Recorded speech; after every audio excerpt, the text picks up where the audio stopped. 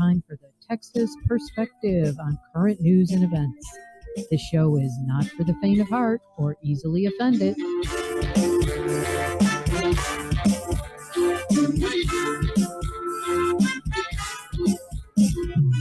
Clear your desk, get your number 2 pencil ready. The Inquisition is about to begin.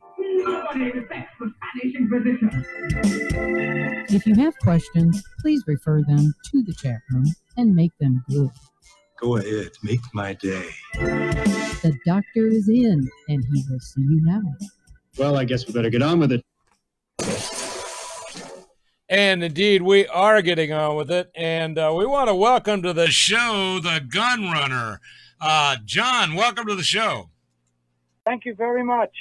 I appreciate it. We love guns around here. So anytime we get a chance to talk to a real bona fide gun runner, we want to do that. Well, that's very good. Good to know. I'm going to get your website up here so folks can see it. And, of course, I understand that now with all of the crazy stuff that's going on, you guys are actually doing curbside service. Yes, we are. We were approached by the town Board of Health. Yeah. And they showed up at my store with this cease and desist order. I looked at it, looked at him, threw it on the floor and said, what am I supposed to do with this toilet paper? And right now I can't understand why, but toilet paper seems to be an awful big commodity. Indeed, yeah. So you could have saved it for that. I think us gun owners should pull all our guns out of our gun safes and throw that precious toilet paper in there instead. I'm telling you, because it's apparently worth more right now than guns are, at least to some people. I would like you to know that is not me, however. I find my guns to still be incredibly valuable, sir. Well, sir, this is the way I am with guns. I'm 71 years old. I don't know how much longer I have left on this earth. So I told my wife, I'm going to stop buying guns for now, and because I'm that old, and maybe try to sell some of them. Well, guess what? I sell one or two, and I buy 3 or 4. So I'm still doing it. You just can't let it go. No, sir. This is worse than being addicted to drugs, for Pete's sakes. Well, yeah, because you see each one of those beautiful instruments, and you say, wow, I don't think I have one of those, or I've only got 2 of those. And, listen, they're a work of art. Yes. These were artists that came out with this, and Colonel Colton being the #1 artist who made, God created man, but Colonel Colt made us equal. He did indeed. In fact, because of Colonel Colt, any 5'1" female is the equal of any 6'3" man. Well, let me give you a little example of that.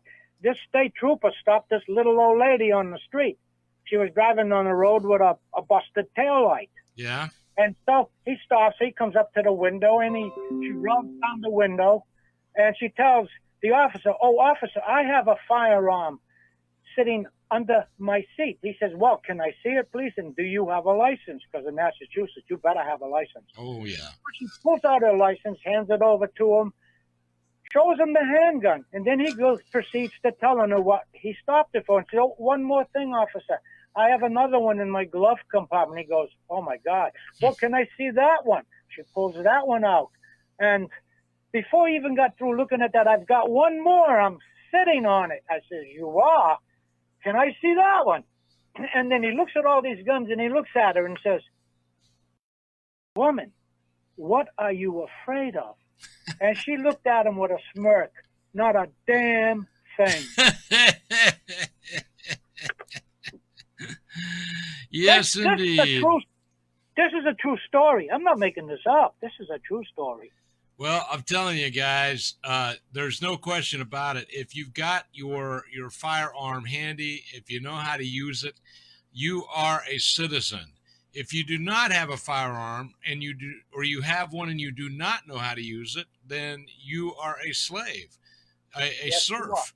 And that is what separates the United States from every other country in the entire world, is the fact that we respect and appreciate the ability to arm ourselves. Now, we're talking with John here. He is the gun runner. This is back in, let me see, what's the address of your store there, sir? 395 Wareham Street. It's Route 28. It's the Old Cape Road. In Massachusetts. In Massachusetts. No. The Socialist Republic of Massachusetts. The Socialist Republic. Is it the Democratic Socialist Republic of Massachusetts? You got that straight, my friend. Yeah, no, you guys got a lot of problems up there, but I got to tell you, we're not a lot better off down here in Texas. In fact, a little later in the show, I'm going to talk about our idiot Democrat governor down here. His name's Greg Abbott. I know he pretends to be a Republican, but he's no Republican like anything I can tell. Oh, my God. He has a twin here in Massachusetts. Yeah, I think he does. He's also a governor. So, well, at least he thinks he's a governor. Yeah, and I'm kind of nuts. I believe that if you're going to call yourself a Republican, you should pull out the Republican Party platform and read it, and then ascribe to it. And if you don't want to ascribe to that, then become a Democrat. But don't call yourself a Republican on my dime. That's correct, sir. So yesterday we went up to the governor's mansion, me and a couple of hundred of my closest friends, and we knocked on his door, and we demanded that he reopen Texas. And he responded today by telling us that, nah, y'all are going to die of this virus. I got to be really careful to make sure you don't die of the virus. Now, you can die of going nuts in your house. You can die because you're broke and you can't afford any food. You can die because the only businesses that still remain are the large national businesses. All the mom and pops will go broke. But that's what our governor wants for us here. And, of course, once again, I haven't done the numbers for today, but I can tell you that the numbers of cases here in Texas of people that have the coronavirus are infinitesimally small. In fact, I'm going to run those percentages for you right now as I wait for my lightning fast computer. So, John, how long have you been in the gun business?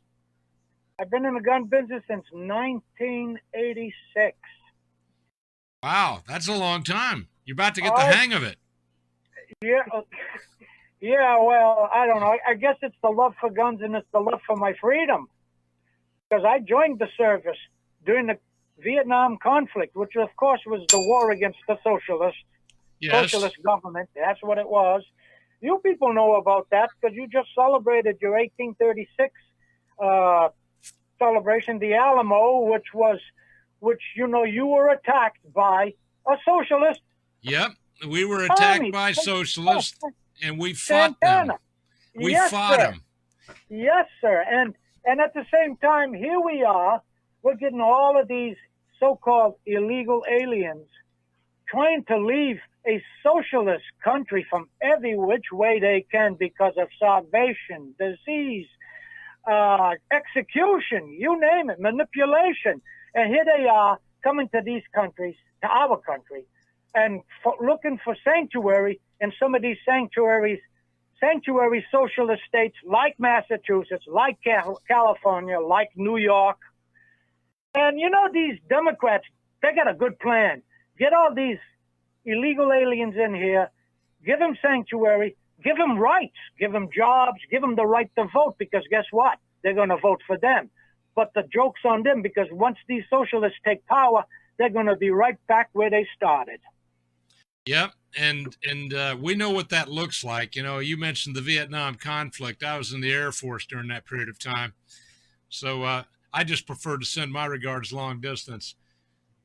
But anyway, now socialism is here. It is it has taken over America. Donald Trump is fighting against it, but he's pretty much fighting by himself. He doesn't have many allies in this fight. Well, you know that the news media is socialist. The government is telling them, the socialist government is telling them what to say, what to do.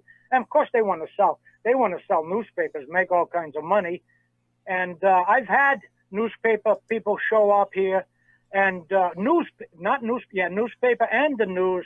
I talked once, which this is what got me started in all of this, and I don't want to talk to them anymore because they take words out of context. They Mhm. change everything around to suit their purpose and to suit their socialist friends, buddies that they're in bed with, of course, through the First Amendment. And they don't realize that once these people, these socialists, take power, you can kiss your First Amendment goodbye also. Absolute truth. And we're standing against that. We're fighting it. Yesterday, a bunch of us were up there in Austin. Now, the governor didn't have the balls to come out and talk to us, even though we were on his front doorstep at the governor's mansion. But he did have the Region 7 DPS, a.k.a. the Praetorian Guard, and they were out there to make sure that we didn't get too rowdy. And I had to run in with three of them because I was carrying a very, very dangerous device, John. And I'm not talking about the cocked and locked 45 on my hip or the extra mags. I'm talking about I had a wooden stick with the Texas flag on it, and they were deathly afraid of my wooden stick, and they refused to allow me admittance to the Capitol grounds until I got rid of my wooden stick. Well, these people, what are they called? Well, I would call those guys the Praetorian Guard. That's what I call them because they're there to protect the royalty and to enforce stupidity. You got that wrong. You've got the brainless zombies out there. Yeah. That's what you have out there, who will do what they're told by an insane government. That's what you have, zombies. There was a big joke over the airwaves down here in Massachusetts that we're arming ourselves, and some Democrat said, what are you protecting yourselves from, the zombies? And I wanted to respond, yeah, we're protecting ourselves from you, the zombies. That's it. Eat our brains, and in other words, you take away our knowledge. You try anyways. You think we're stupid. You think you're better than us. You think you're royal. You think we owe you something, which we do not. Our forefathers fought in this country and died to keep people like you from office, from ruining this country, and yet here you are sneaking up on us bit by bit, inch by inch. Yep. Let me tell you what I told the Board of Health when they showed up at my store. We are following DC guidelines, practicing social distancing and taking all precautions to keep ourselves and our customers safe. We recognize the federal right to keep and bear arms begins with lawful purchases of firearms at retail. We wish our governor and attorney general, by the way, that's the puppet master. He's the puppet. Mm-hmm. Our attorney general recognizes this federal right as well. The state cannot restrict federal right. It can only broaden or expand it. So when the president said that we are essential, he turns around and changes it and goes the opposite direction. Now, one more thing. He's using the word emergency. All right. The word emergency does not appear, and nothing similar appears in the text of the U.S. Constitution, intended to function in emergencies as well as in normal times. Therefore, an emergency affords no excuse from deviating from the U.S. Constitution. You're absolutely right. And the Constitution is either valid all the time or it's not valid any of the time. You can't just say, well, today everything's good. We'll let y'all have your rights. But tomorrow, if things go bad, no rights for you. So, which brings me back to one of our great presidents that said, the government by the people, for the people, shall not perish from this earth. That was Abraham Lincoln. Yeah. And for that, he paid for with his life. From an actor, from a wealthy family, John Wilkes Booth. And guess what? He belonged to this party, which I never heard of, called the Know Nothing. Oh, yeah, I remember the Know Nothing Party, yes. And then they were supported very well from the Southern Democrats. Well, the Southern Democrats remain a problem. Of course, my problem is down here, we've got too many Democrats in the Republican Party. Yep. And that's what I find offensive. By the way, I just got the newest numbers here in Texas. For all of you Texans, I'll give you the national numbers in a minute. Right now, drum roll, please. 0.0005. That's right, 0.0005% of Texans have been diagnosed with this horrible dread disease. So, in other words, 0.5% of Texans have been diagnosed for this dread disease. This is why we had to shut that Texas down, because 0.5% of the people have the flu called the COVID-19 virus, the Chinese originated virus. It doesn't make any sense to me when you got 0.5% of the population with a problem that you destroy the other 99.9999%. Does that make any sense to you, John? That makes no sense at all, but you know what they think. They think we're stupid.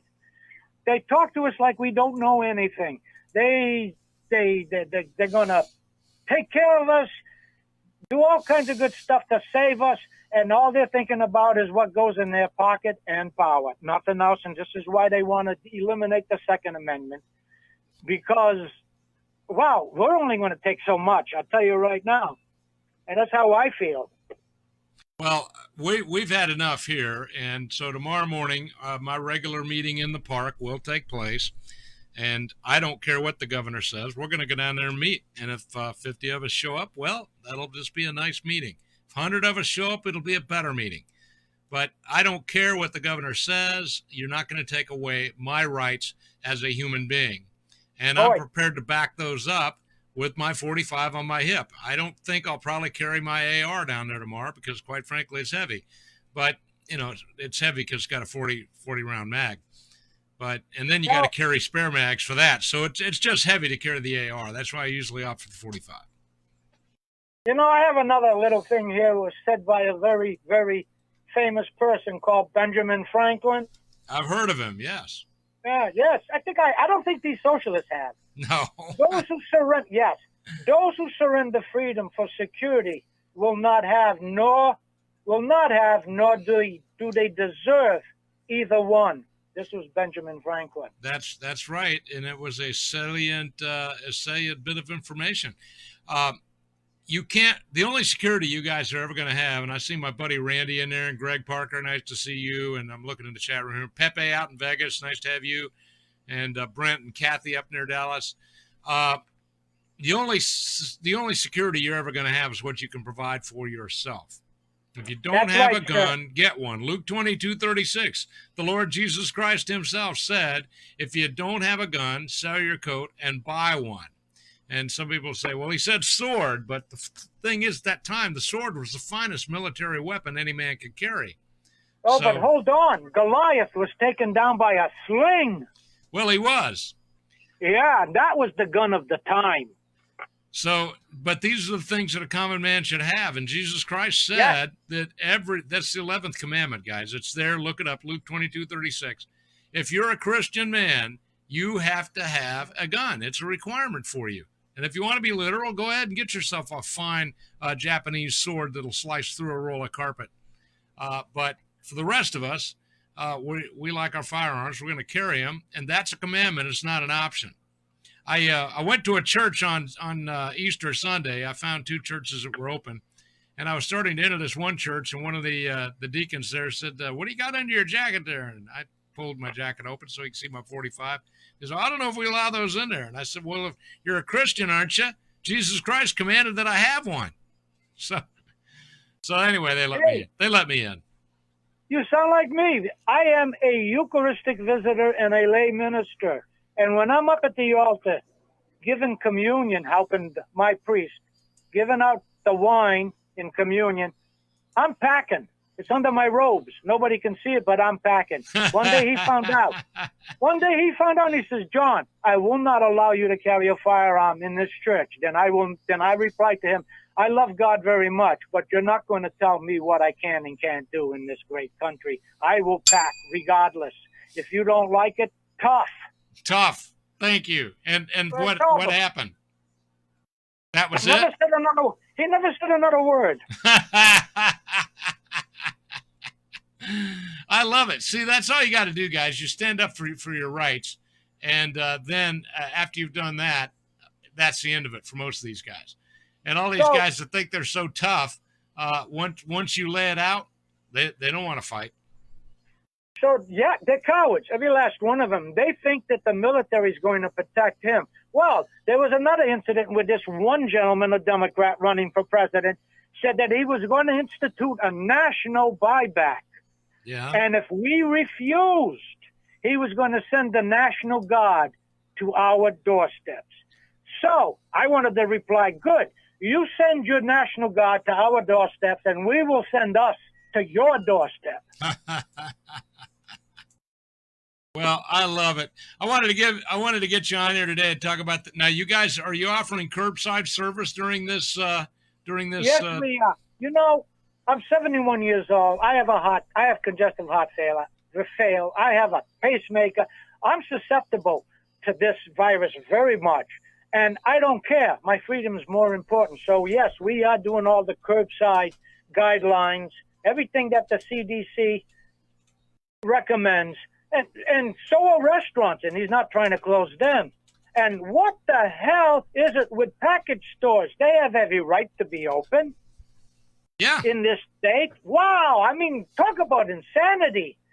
Oh, my God. And what does alcohol do? It leads to drunken driving. It leads to deaths. It leads to homeless running around drinking themselves silly, collecting all their bottle money just to pay for all this booze and drugs. And what's happening in all these cities where there's a lot of these people, according to them, rampant coronavirus all over the place. Yeah. So why are these stores, package stores, essential, and we're not? We're protecting the Second Amendment. What the hell are package stores protecting? Well, I guess everybody occasionally, or a lot of people occasionally, like to have an adult beverage. But once again, it's ridiculous that they would consider that essential and then close the gun stores. But our president, of course, stood up for that and said, no, you got to be able to buy a weapon. It's got to be. Oh, and our attorney general let all these prisoners loose, the so-called not so bad. What do you mean not so bad? If they're not so bad, why are they in prison? Yeah, what'd you arrest them for if they're not so bad? Yeah, and oh, it's okay. We're going to protect you. Yeah, sure. Can you put a police officer at everybody's front door? No. Well, who's going to protect me from those guys? Yeah, who's going to protect those guys? So it's a bad deal. And we're standing up for our rights. And so anyway, guys, I just wanted you to be aware. You can check it out, thegunrunnerllc.com. And, of course, if you're going to buy a gun across state lines, there's all kinds of restrictions and stuff you got to go through. All of them are unconstitutional, of course, but they are there. Let me clarify that. You can buy guns across state lines, but they have to be shipped to the dealer in the state you reside in. Yep. And how are we going to do that if we're all closed? There's an issue. But you got to find an FFL close to you, federal firearms license holder, if you want to buy a gun across state lines.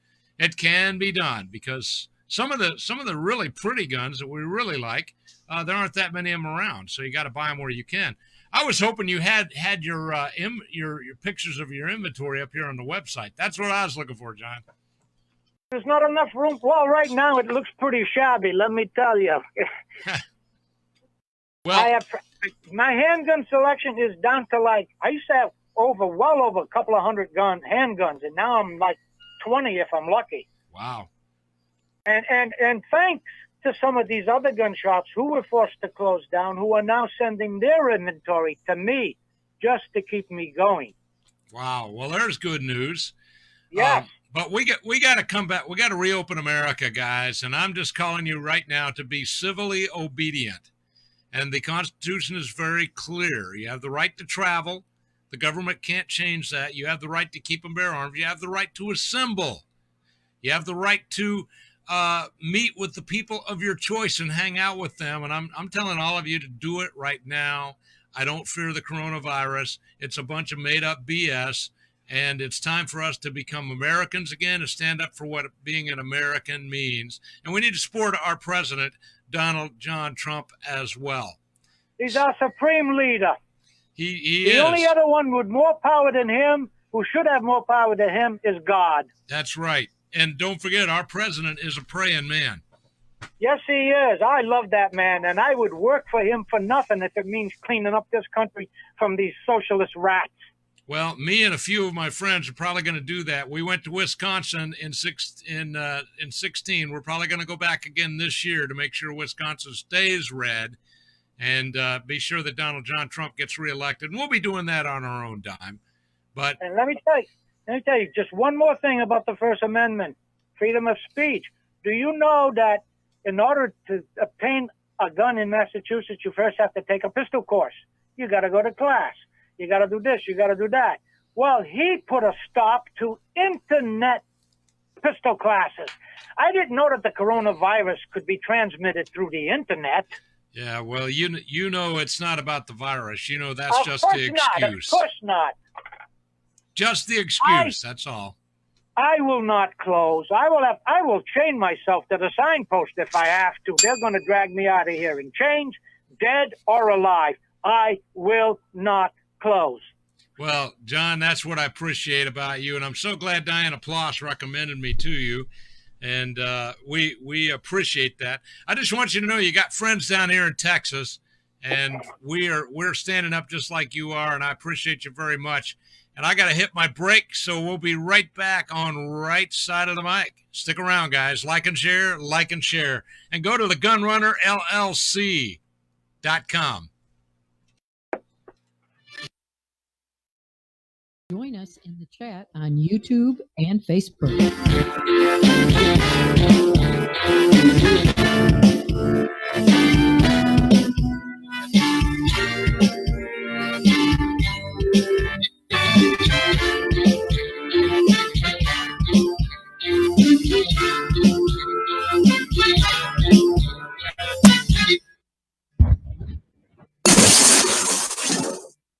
You never want a serious crisis to go to waste.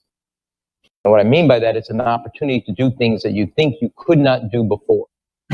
Hey, Barry Music Man here for Tejas Smoke Depot. They have everything you need when it comes to smoke. Check out the 150 square foot walk-in humidor filled with a huge selection of fine cigars. Or give them a call at 830-990-1472 and order up what you want. Maybe you like to roll your own. They have it. Maybe you need a gift for a smoker in the family. How about a new pipe?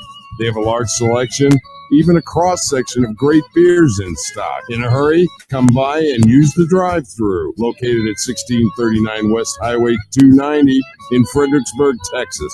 Out of town? Visit them at the website, TejasSmokeDepot.com, or call 830-990-1472. That's 830-990-1472. It's smoking. Joe Biden promised Ukraine $1 billion if they fired the prosecutor investigating his son's company. If the prosecutor's not fired, you're not getting the money. Oh, son of a bitch. Got fired. But when President Trump asks Ukraine to investigate corruption, the Democrats want to impeach him, and their media lapdogs fall in line. They lost the election. Now they want to steal this one. Don't let them. I'm Donald Trump, and I approve this message. I'm Joe Dana. As your candidate for Harris County Sheriff, I bring 25 years experience in law enforcement. As a conservative, I am committed to lead and manage the office with integrity, transparency, and accountability. I will preserve and protect the Constitution and the laws of Texas. It's time to restore trust in the Sheriff's Office. Please follow our campaign at danaforsheriff.com. Thank you, and may God bless you all. Hello, everybody. My name is Raul Reyes, and I'm running for Congress in Congressional District 23. I am a Trump Republican. I'm from the great city of Del Rio, Texas, born and raised on the border. I'm a retired lieutenant colonel, formerly a vice president of a junior college in Uvalde, Texas. I am a Trump supporter. I believe in America, and we need to put America in District 23 first. We need to secure the border, folks. We have illegal mass migration, and it has to stop. I'm pro-life, and I'm going to defend your religious freedom all the way through my tenure in Congress. I'm for the Second Amendment. No more infringements on our rights to defend ourselves in this great country. And I support our veterans. Being a veteran myself, I fully understand the issues and the problems that we have with the VA medical care system. I'm here to change that. With your support, we can get the care that our veterans need. God bless Texas and God bless America. I'm Raul Reyes, and I approve this message. Paid for by the Raul Reyes for Congress Committee. One of the premier property management companies in Texas, providing below market rates with above market amenities and service. Hartman has owned and operated commercial office properties since 1983, offering premium office space at an affordable price by saving businesses a significant amount of money by keeping taxes, utilities, and maintenance low. With over 30 years in commercial leasing in Houston, San Antonio, and Dallas, we have learned exactly what our customers require. Hartman, the power of proven results. Managed on Christian principles with a strong dedication to community benevolence. Whether you need 1,000 or 10,000 square foot of office space, Hartman has that space in one of nearly 50 Texas locations. Hartman, the power of proven results. Energy efficient buildings, customer friendly experts, supporters of conservative causes. A Texas owned and operated business for 30 years. A proud corporate sponsor of RagingElephantRadio.com. Hartman, the power of proven results. Visit Hartman online. hi-reit.com. Call 800-880-2212 or click the ad on RagingElephantRadio.com. Doc says all the best words start with P. Prudence is a good word. Airlines will always say, put your own mask on first, then help your loved ones. Prudence means making sure that your family food supply is secure. Most stores have at best a 72-hour supply of food, and if something goes wrong, resupply will not happen quickly. You should have at least a 90-day supply of your favorites because it will allow you to weather the worst crisis and make plans for the future. The answer is newmanna.com. N-U-M-A-N-N-A. New Manna is not just food storage for really tasty food that you will enjoy eating. New Manna food is designed to last for 25 years, but many people enjoy it several times a week. Now is the time to lay in a supply of tasty New Manna food for your family. Be prepared and know your family is safe. Go to newmanna.com right now for fast delivery. That's newmanna.com. Like the sounds of cannons on the horizon, please return with me to the Amazing Doc Green Show, because I like things that go kaboom.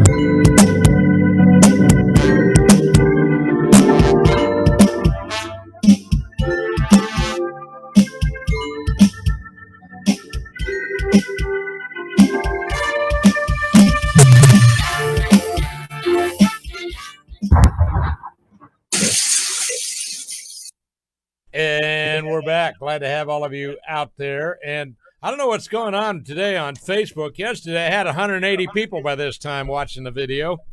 I guess you guys were expecting something to happen at the Capitol. I hope, did any of you guys that are in the chat room, did you see my little discussion that I had with the Praetorian Guard yesterday? I thought that was kind of fun.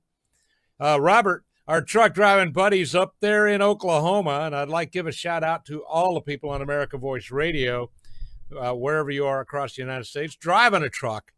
Thank God for truck drivers. If it were not for truck drivers, we would have nothing. We need truck drivers, and I'm proud to say that I know quite a few, and I'm glad that a lot of you listen to this show. We need truck drivers. So anyway, got a few things that I wanted to get to here, so we're going to get started on those. Now, this comes under the heading of pure genius and things to make my heart glad.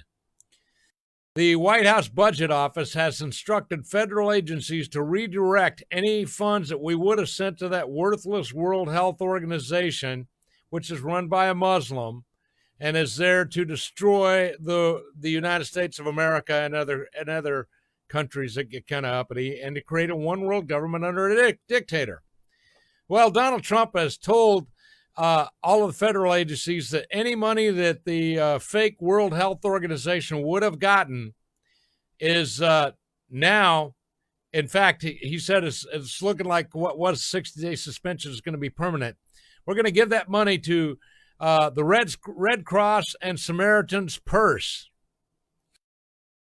I love it, because Samaritan's Purse is a great, great organization, far better than the Red Cross ever thought of being. The WHO has been accused of lying to the world about the coronavirus. I'll take them at their word, though. I will believe that the coronavirus would have killed 2 million people here in the United States, except for Donald Trump. Donald Trump stepped in and said, oh, my God, this is coming from China. Stop that. And he did.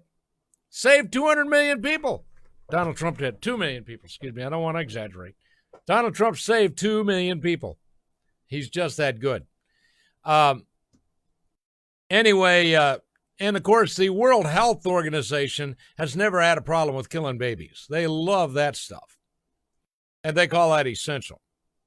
But as of Tuesday, the United States government will halt all monetary contributions to them and now give it to pro-life organizations and organizations that are doing good.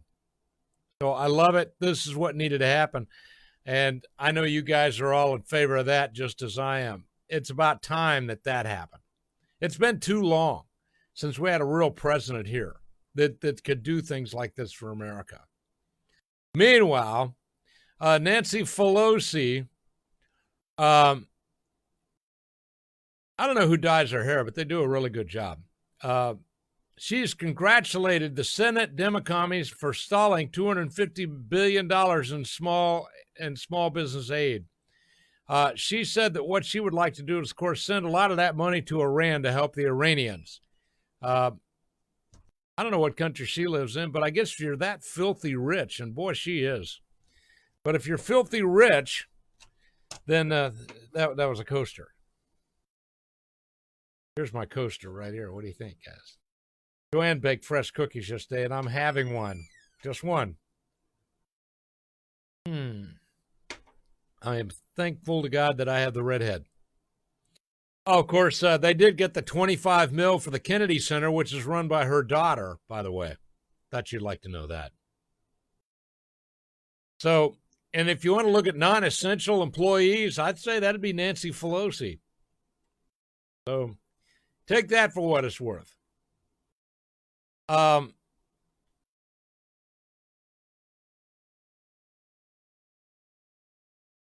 In the What the Hell Were You Thinking segment, New Jersey Democratic Governor Phil Murphy admits he never even gave any thought to the U.S. Constitution when he shut down all of the churches and synagogues in his state. He was responding to a question Wednesday night from Tucker Carlson. He said, the Bill of Rights, as you well know, protects Americans and enshrines their right to their religion as they see fit, to congregate together, to assemble peacefully. So by what authority, it's Tucker Carlson asking the question, by what authority did you nullify the Bill of Rights in issuing this order? And that is the question. To simply a wave of your hand nullify people's constitutional rights as enumerated in the Bill of Rights? And Murphy's response, well, that's above my pay grade, Tucker. I wasn't thinking of the Bill of Rights when we did this. I mean, let's face it, I'm stupider than Jupiter. What the, and you guys, hey, all you guys in New Jersey, you elected this guy? Man.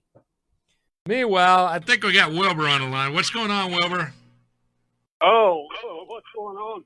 The COVID-19 is going on. God. Well, it ain't going on any place where I'm at, and well, you know, I'm getting some background noise. If you got your computer or your radio on, turn it off, please. No, it's not me. I don't have nothing in here. Oh, okay. Well, then it's here. All right, I got it. Go ahead. There you go. In Bell County, I was talking to Brother Theo today and everything, and I hate to say this out loud because it doesn't go with the national consensus from New York and everything, but we're not doing that bad. No, we're not doing that bad. No, we were waiting, everybody in Killeen was waiting on the homeboys to vote, okay, because we have a huge, huge street population. Not homeless, club people that go to the game rooms, stuff like that, and we just waited, boy, this bust out, it's going to be bad. No, it ain't that bad. Oh, I think we have 3 new cases today. 3 new cases today and everything. There's several good things. I think we need to do this every year. Every year you do this every year.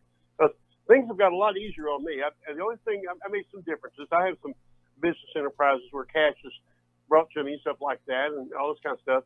And I was really worried about the cash. And so I made a concession. When I get cash, I microwave it for 15 seconds. So I'm sitting over here in a sack.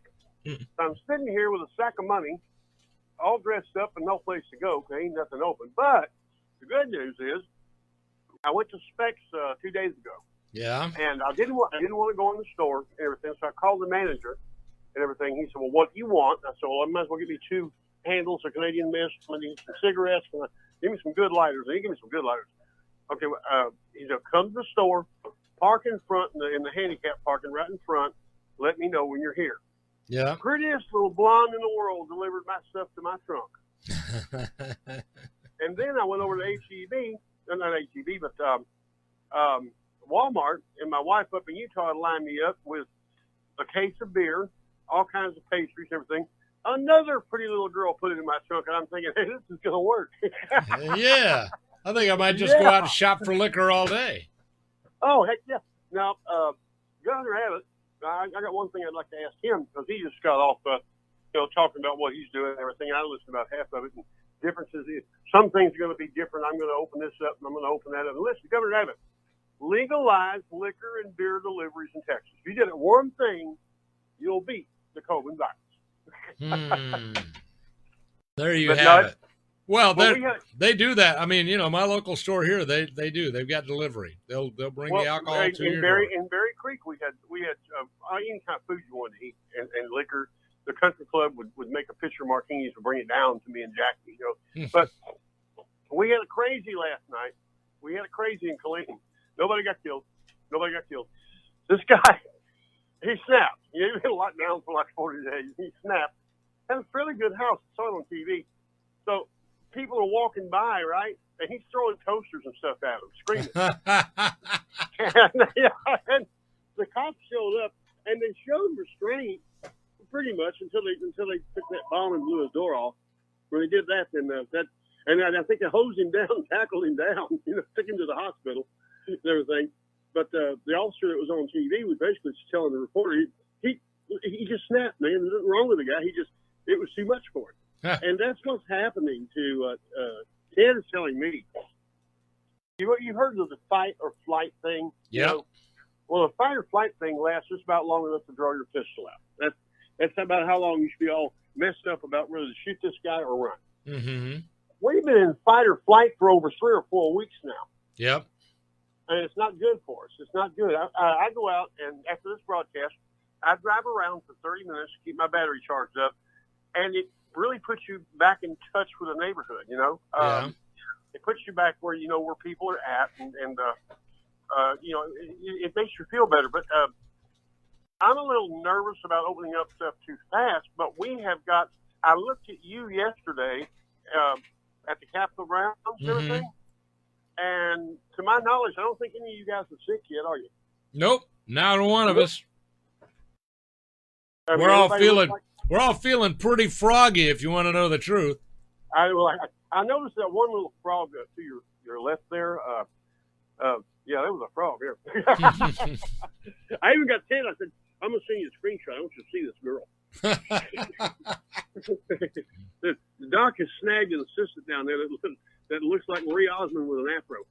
I'm telling you, she is a cute little thing. Yes, and let me tell you, she's patriot to the bone. Good. Yeah, she was there by intention yesterday, and she had her little one with her. And she said, "Look, I'm here because we're trying to save something for him." I got me and Brother Theo been writing articles together last week or so. You see a lot of his influence in there, all right? A lot of Democratic influence.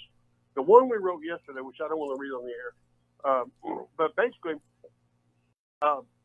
Brother Theo is a clinical psychologist, okay? Mm-hmm. And he's watched Biden for years. And he believes that Biden has been descending in dementia for at least 3 years. Okay? Yeah. That's why he keeps touching little girls and don't realize people are seeing them. Yeah. That's one of the signs. He thinks he's in a little bubble. So whoever the vice president is, if he gets elected, which I don't think he will. Well, no, I don't even think he's going to get the nomination. I think it's going to be Mario Cuomo and his sidekick, Big Mike, a.k.a. Michelle. Yeah. But the one thing the Democrats are doing, and this is why Ted helped write the article, even though he's a Democrat, he wanted to let the Republicans know, don't slack off. Go vote. Don't think it's in the bag. Because these people are lining up together, shoulder to shoulder, for a unified front. That's what the Democrats are now doing, okay? Mhm. So they'll say, oh, we got this in the bag, and they're sending people to the polls in buses while we're sitting here having a beer. We can't do that. Can't do that. But we wrote one today I'd like to read. It's a little deep, but it's another combination effort between us. If I'm allowed to, may I read that? Yeah, go ahead, lay it on us, because it's Friday and we're just having a little fun. We're talking with Wilbur Witt, and if you're watching on TV, Cigar Box, that's one of the books he wrote. Sharon was the other book I was showing you earlier. And Wilbur also is a contributor to the Damn Good Times, which is now an internet paper. It used to be a real paper. And I used to pay $50 a year to have it delivered to my house. Now I get it for free on the internet. And so can you. So anyway, Wilbur, what do you got there, buddy? Okay, now this is a combination. As you know, Ted is he's a Lyndon Johnson Democrat, and I am a Ronald Reagan Republican, and that's just the way it is. That is the way it is, you know. But when we corroborate and we write, it forms a third personality, and a lot of truth comes out. Anyway, meanwhile, COVID-19. Oh, back up here, back up, Billy, back up. It's called the spider. The spider, yep. The spider. We're back with partisan politics. While we're all hunkered down in fear for our lives, governors wrestling with opening their states as safely as possible are being referred to as mutineers. Yeah. Meanwhile, COVID-19 has become the leading cause of death in America. And like Jet Palance said in the movie City Slicker, they ain't over yet. Imagine you're sitting on your couch looking at bills you know you can't pay. The landlord just left after telling you the call center where you worked is being reopened and rent will resume in about a month. Only problem is that the building where you worked is now infested with black widow spiders. Attempts are being made to eradicate them, but due to the months-long lack of people and maintenance, the spiders persist. You have to return to work or face financial ruin, but there is a significant chance of you being bitten. And in the middle of it all is a big, healthy dose of partisan politics. Welcome again to the new normal. I'd like to pause right here and say something. Ted and I got a big laugh. That term, the new normal, okay? Yeah. First place you read that last week was on the butcher shop, and now even that governor up in New York is using the term the new normal. Ted told me, he said, they do this to us so much at the butcher shop, I wish they'd start kissing us when they did this. You know? Anyway, it's ominous. It is ominous that the term mutineer is being used. That's a legal term stemming from maritime law, and it's pretty draconian. It does not apply to governors trying to manage the safety of their people. Now is the time to cooperate. The aisles of Congress and the party associations of the governors should not play into this. We have to kill the spiders first and then worry about elections.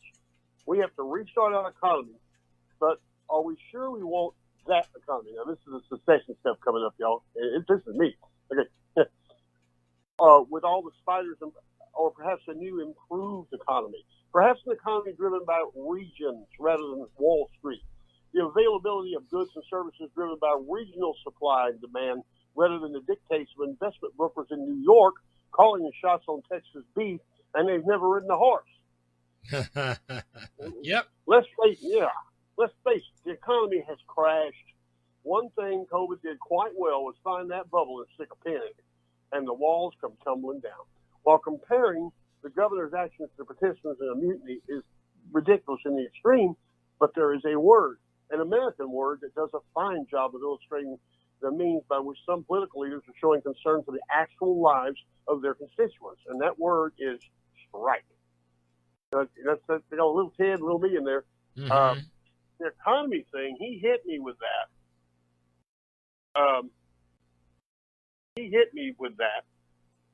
He said, if we start this economy again, do you want what we had, or do you want something different, maybe a little better? Now, bear in mind, me and this man have been friends for 50 years, and we've made 3 fortunes. All right? Yeah. He comes on like a liberal hippie sometimes, but he knows how to count stocks and bonds and money and stuff like that. And he totally believes that Wall Street should keep its fists out of Texas oil and out of Texas beef and stuff like that. Let us and let the Mormons grow their beets and their figs and everything. Yeah, we'll still have a stock market. You still do that and everything, but their control over everything far, far away. Now, and China doesn't have an economy anymore. I read today they're back. It's yesterday once more. They're back to 1976. We're eventually going to find out. I'm getting from my advisors. This virus did come from a laboratory in Wuhan. No question. No question. And they just opened the wrong mayonnaise jar and the wrong dogs came home. That's all that happened. Governor Abbott says, and I believe what he says right now, or I believe the numbers I'm seeing too, Texas is going to beat this thing. We're going to beat this thing. Well, and, we've frankly already beaten it. I mean, the numbers, I read the numbers a few minutes ago. They're infinitesimally small. Point 0.0000 something. That's how small they are. And the people I'm seeing here going out and driving around, and you see people, and we're not. I always say we're not marrying our sisters down here. We're not crazy, okay? They're socially distancing, and we laugh when we do it, and everything. But okay, we don't get the virus. We want to keep it going on the run and everything. But we're not giving up the whole state to do it. There's no reason in locking Van Zant County down because there's 2 ranchers out there that's got to run hills. We got in Lampasas County, I think it's Lampasas, they got a count of 2 cases, and they're married. They're in the same double-wide trailer out there on the prairie. They're married and everything. Texas is not going to suffer from this. Not like that. And like yesterday and today, the grass and the cedar pollen is up like it always is this time of year. All right. Mm-hmm. But instead of the paranoia that Ted and I and everybody was experiencing, I went out to do my ride yesterday and it hit my nose and everything. And instead of thinking, oh my God, I got the coronavirus, I'm thinking, wait a minute. I haven't touched a human being. And that was the end of Wilbur. He hasn't touched a human being, and I don't know what happened after that. Maybe we can get him back here. Wilbur, is that you? Yeah, that's the first time we have a dropout in 6 months. Yeah, I hadn't touched a human being. That's where it quit. I haven't physically touched a human being since Puck hugged me before she left about 4 or 5 months ago. Yeah. I just don't touch human beings, And so I'm thinking, wait a minute. I haven't been around anybody. I do wear a mask when I go to the kiosk at HEB to buy cigarettes, and the woman's behind bulletproof glass. Yeah. And gives you a product. Use your logic, stupid. Use your logic. There's no freaking way you come in contact with this. And it dawned on me. I checked the pollen count, and there it was. So I took my medication, my Claritin D last night, and there it wasn't. But people are getting like the guy throwing the toasters and everything. But that is that part that Ted was telling me, the psychological part. Mm-hmm. And we call it psychological BS. He said, when I told him about the guy with the he said, that's normal, Bill. That's normal. A man locked down, he finally snapped, and wouldn't hurt a fly, and he's throwing toasters at people. I mean, that's normal. That's cabin fever. So me, we've been out in the desert and everything else. We don't give a flip, but some people it bothers them. Your thoughts, Doc? Well, look, everybody's going nuts. I'm fed up with it. Tomorrow, me and a bunch of my friends are going to show up in the park. And we're going to have our weekly meeting. We've had one every week ever since this mess started because we immediately recognized BS when we saw it. That's bologna sandwich. And we're just not putting up with it. We're not going to participate. If you guys want to have the coronavirus, well, stay home and have it, okay? But the rest of us are going to get out. We're going to go about life, and we're going to take care of people. There's just, I mean, this whole thing is ridiculous. Of course, Frank just asked a very salient question. He said, everything considered, how does a paper mask, a 3-micron paper mask, stop a 0.04 micron virus? And the answer is, well, it can't.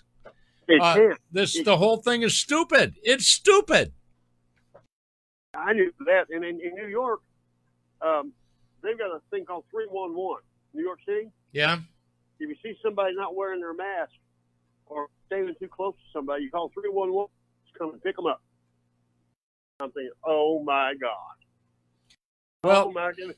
Call the Gestapo, they will show up. I don't know how much of my video you watched yesterday, but at one point in time, the cops were discussing whether or not to arrest us because we had close to 200 people there at the peak yesterday. And the cops were discussing whether or not to arrest us because a lot of us weren't wearing masks or anything. In fact, the number one thing being worn yesterday was a sidearm. And so the cops were discussing whether or not they should go ahead and arrest us because we weren't wearing masks. And the head cop in charge said, "Look, man, we can't arrest 100 people." They didn't have enough staff and jail space to arrest 100 people. And then, of course, they'd have us all in a jail cell, and they'd be violating all sorts of governor's edicts right at that point, wouldn't they? Oh, absolutely. Have you seen the series I've come out with, the Quarantines? Yes. I've been keeping up with the quarantines. Yeah, Puck is she's writing that, and she's making more. I told her, I said, look, just go around and film what you guys are doing. And she's smoking meat on the grill and everything else. Right now, she's at a farmer's market in Brigham City because the produce is no longer going to the restaurants because they're all shut down. Okay, yeah. So the farmers are they're throwing their stuff out there on the table, and you say how much, and they say how much you got. We'll pay. Yeah, we need money. We got a lot of vegetables. We need money. So look, guys, this is what made America great. It's what's going to make America great again. I'm asking all of you to get behind Donald Trump and our governor, who, in my opinion, is about as useful as a screen door on a submarine. I'm trying to be nice here. That wasn't really what I was thinking. But our governor should be rebuked, and he should be rebuked strongly. And he's not up for election for another 2 years. But in 2 years, you guys have got to vote for any Republican that will run against him, or perhaps even look into the Libertarian because they might have a good Libertarian. Kathy Glass would have been 10 times the governor that Greg Abbott ever was. Oh, yeah. I got one more funny thing to tell you. It's going to give you a lot of hope. Okay. You know, these numbers and these diagnoses, and this is something Ted told me, are skewed to the max. And Detective Pyatt, our little adversary up in Brigham, when we had our old deal 2 years ago, turned out to be a pretty good man, to be honest. Okay, pretty good man. And the bishop up there told my wife, said, look, they had a little spike of numbers in Brigham City, all right? A little spike of 19 cases or whatever. And Brigham City is a closed society, very closed. It's been that close since Brother Brigham sent Porter up there to shoot all the Indians and start planting corn. Okay? And that's the way it works. But they had a little spike, and then the cases disappeared. And I got it on the 411 that Pyatt dropped by the local clinic behind Pam's office and spoke to the doctor. And said, I see a spike here. He's standing in an empty emergency room, right? Yeah. Okay. He said, I don't want to put this too harshly, but the next time you diagnose a little girl with an ankle injury from a bicycle wreck with coronavirus, I'm going to slap you in the county jail. Well, that's what's been going on. I mean, look, the hospitals are getting money for every declared coronavirus case they diagnose. And if they can somehow get that patient to go on a ventilator, they get big money, $39,000. Oh, yeah. And let us not forget that profit is the ultimate motive. I don't care if you are a doctor or a hospital. That's the ultimate motive. So it's hard to turn that kind of stuff down. That's what Ted told me. He said the same thing you just said. He said there's a price tag on this. If somebody comes in with the common flu and you can say the word corona, there's money attached to it. Yep. There's always money attached to it. The most interesting experiment is on the ship, the Teddy Roosevelt. They tested all those sailors, and practically all of them had the virus, for real. But they discovered the majority had no symptoms. Yep. The majority, they were still swabbing the deck, cleaning the guns, everything was still working, okay? The majority had no symptoms. And so that's how this thing is seeping out there. If we would test every American, we might find this quote-unquote virus is everywhere. Not many people really get sick, and like everything else in China, it don't last long. Well, look, I'm telling you right now, this is me talking, okay? And it's worth every bit of what it's costing you. When they come around and they want to test you, do not comply.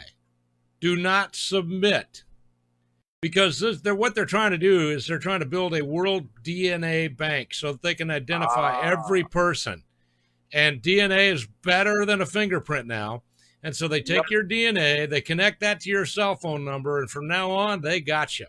So just don't do it. I saw a girl that was living here with me in the group when I went to Walmart. She walked by, asked how I was doing and everything. We distanced and all that. And she said, you know, when I was staying over there with you and all the people there, we all had some kind of flu. Remember that? Even though Michelle took to the bed for like 3 days. I said, yeah, I remember that. Could it be this is just a seasonal flu and we just all had it? That's wisdom right there. That's wisdom. Guys, we got to we got to stand up and do the right thing, and we can't let stupidity rule. Ted damn near died.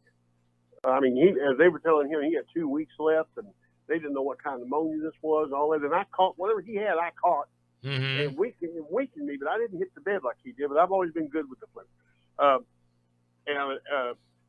That's because Wilbur's a tough old bird, guys. He smoked a certain herb that will remain nameless, okay, and got over it in 3 days. Hey, well, all right. The herb worked. Herb superb. So, yeah, you could probably find that video if you were looking for it. Anyway, Wayne Howell, he was watching the video yesterday. Once again, I was up trying to enter the Capitol grounds. Ignore the fact that I had a cocked and locked 45 on my hip with one in the pipe.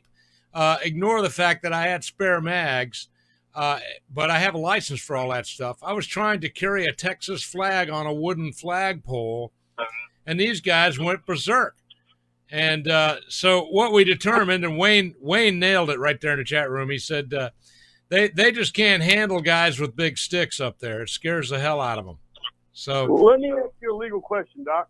Yeah. When we got our gun laws adjusted and everything, there is a provision in our gun laws now saying during a declared emergency, citizens of Texas are authorized to carry their weapons. Yes. We are in a declared emergency. Well, somebody clarified that and said it's not the right kind of declared emergency. But look, I believe that you should honor God rather than man. And if Jesus Christ said, if you don't have a gun, sell your coat and buy one, it's implied that you would buy it and carry it. That's just what you ought to be doing, and that's what I'm expecting all of you guys to do out there too. I do. I'll tell you what. I'm gonna tout this a little bit, and all of our northern listeners ain't gonna like it.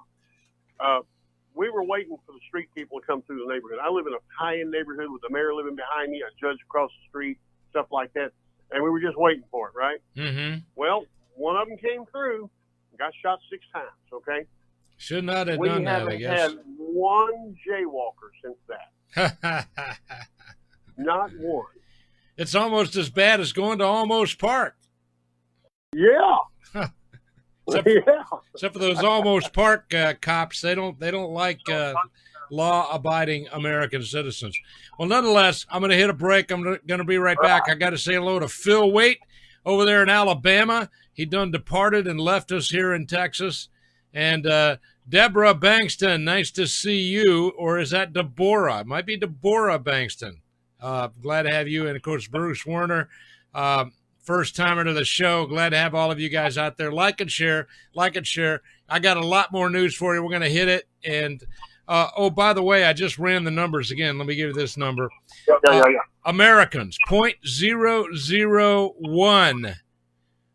1/1000% of legal Americans have been diagnosed or misdiagnosed with the virus since this whole mess began. Most of them have recovered, and most of them didn't even go in the hospital. But we're talking about shutting down the entire country for 0.001%, 1/1000%. It's stupid, guys. Be right back on Right Side of the Mic. Join us in the chat on YouTube and Facebook.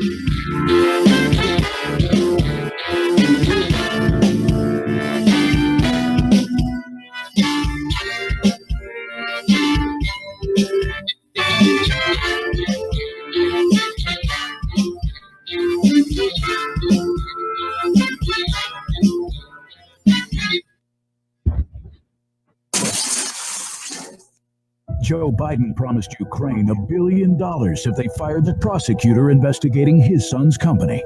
If a prosecutor's not fired, you're not getting the money. Oh, son of a bitch.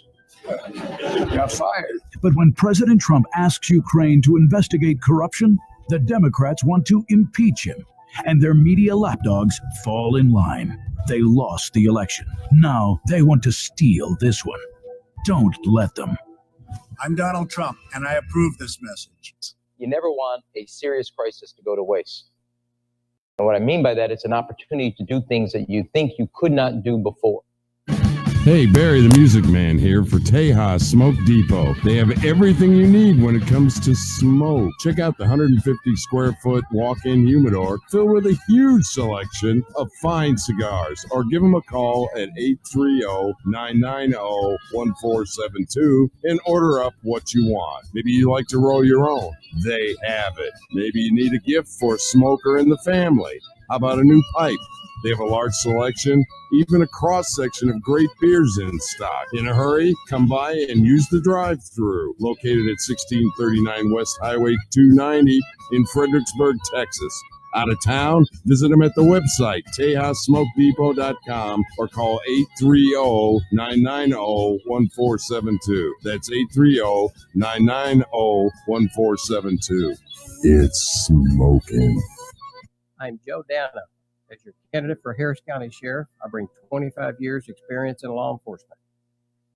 As a conservative, I am committed to lead and manage the office with integrity, transparency, and accountability. I will preserve and protect the Constitution and the laws of Texas. It's time to restore trust in the Sheriff's Office. Please follow our campaign at danaforsheriff.com. Thank you, and may God bless you all. Hello, everybody. My name is Raul Reyes, and I'm running for Congress in Congressional District 23. I am a Trump Republican. I'm from the great city of Del Rio, Texas, born and raised on the border. I'm a retired lieutenant colonel, formerly a vice president of a junior college in Uvalde, Texas. I am a Trump supporter. I believe in America, and we need to put America in District 23 first. We need to secure the border, folks. We have illegal mass migration, and it has to stop. I'm pro-life, and I'm going to defend your religious freedom all the way through my tenure in Congress. I'm for the Second Amendment. No more infringements on our rights to defend ourselves in this great country. And I support our veterans. Being a veteran myself, I fully understand the issues and the problems that we have with the VA medical care system. I'm here to change that. With your support, we can get the care that our veterans need. God bless Texas and God bless America. I'm Raul Reyes, and I approve this message. Paid for by the Raul Reyes for Congress Committee.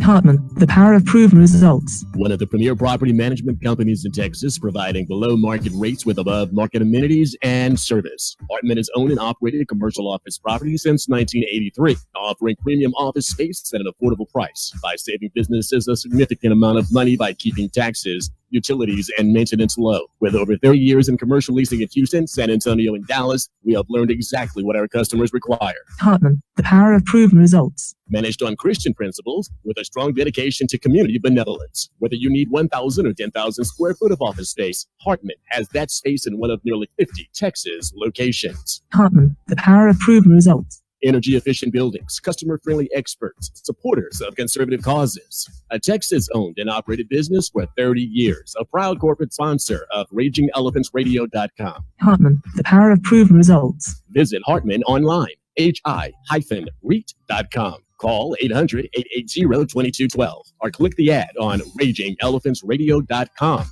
Doc says all the best words start with P. Prudence is a good word. Airlines will always say, put your own mask on first, then help your loved ones. Prudence means making sure that your family food supply is secure. Most stores have at best a 72-hour supply of food, and if something goes wrong, resupply will not happen quickly. You should have at least a 90-day supply of your favorites because it will allow you to weather the worst crisis and make plans for the future. The answer is newmanna.com. NUMANNA. New Manna is not just food storage, but really tasty food that you will enjoy eating. New Manna food is designed to last for 25 years, but many people enjoy it several times a week. Now is the time to lay in a supply of tasty new manna food for your family. Be prepared and know your family is safe. Go to newmanna.com right now for fast delivery. That's newmanna.com. Like the sounds of cannons on the horizon, please return with me to the Amazing Green Show, because I like things that go kaboom.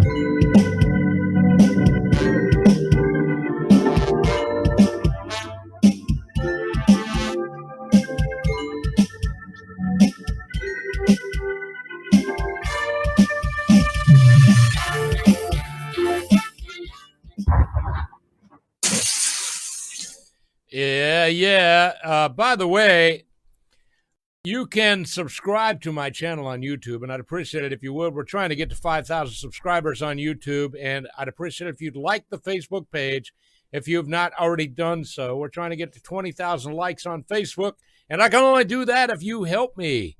So I'd appreciate it if you would do that. And I'm going to put together some of the video that we shot yesterday, and Kenny Woofham, my associate, was there, and he shot a lot of video. I'm going to try to pick some of the best bits of that and put it together in a best of video and I'll play that at a later show.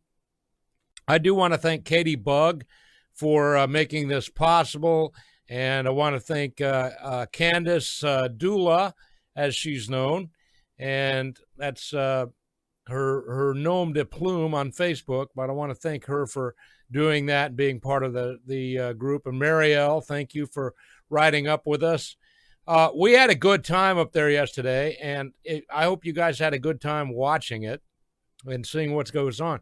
It is absolutely mind-blowing to me that the mindless idiots with badges and guns that are deployed at the Capitol, the Praetorian Guard, here you have a guy, that would be me and my associate Kenny. We are both licensed gun-carrying professionals, and we're here at the Capitol. We've got our guns on. We're fully loaded. We're cock-locked, one in the pipe, ready to rock.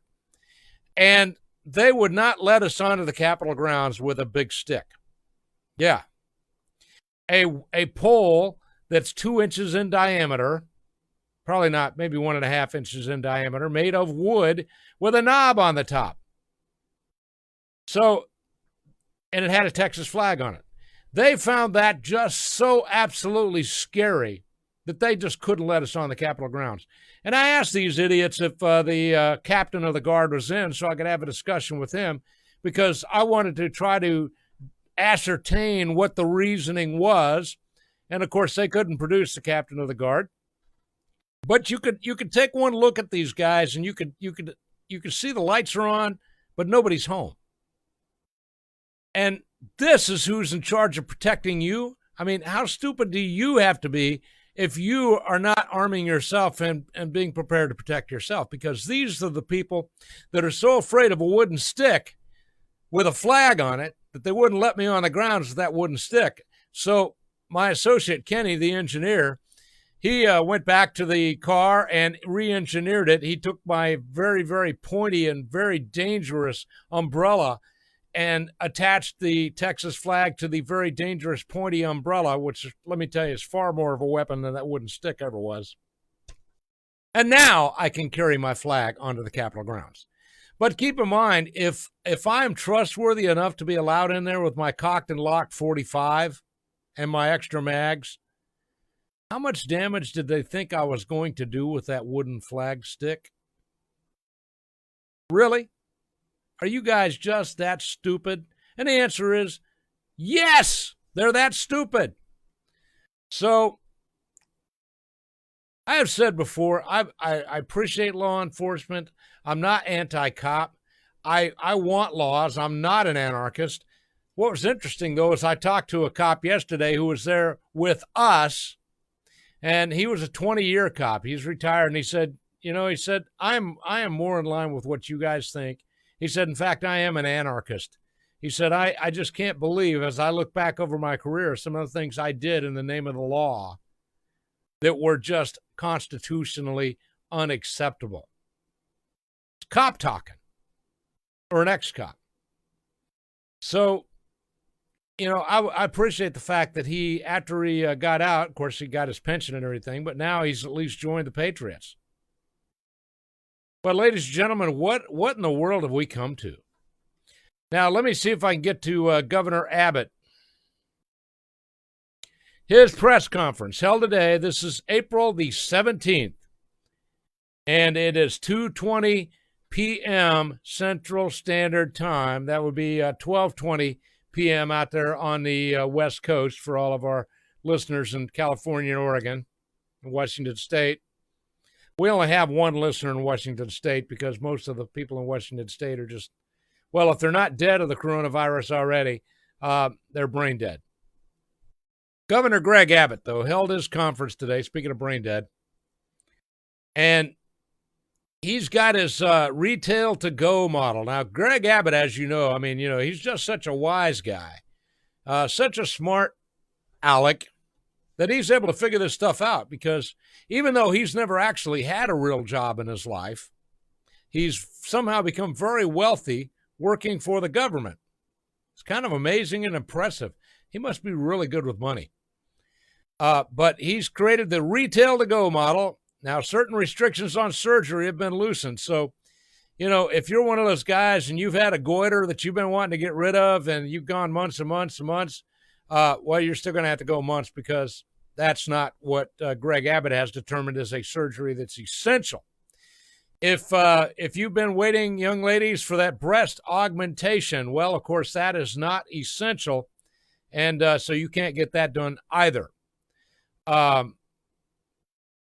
He didn't specify, but I assume that if you're a sexually confused person and you need to get an addictomy or a decectomy, maybe those would be acceptable.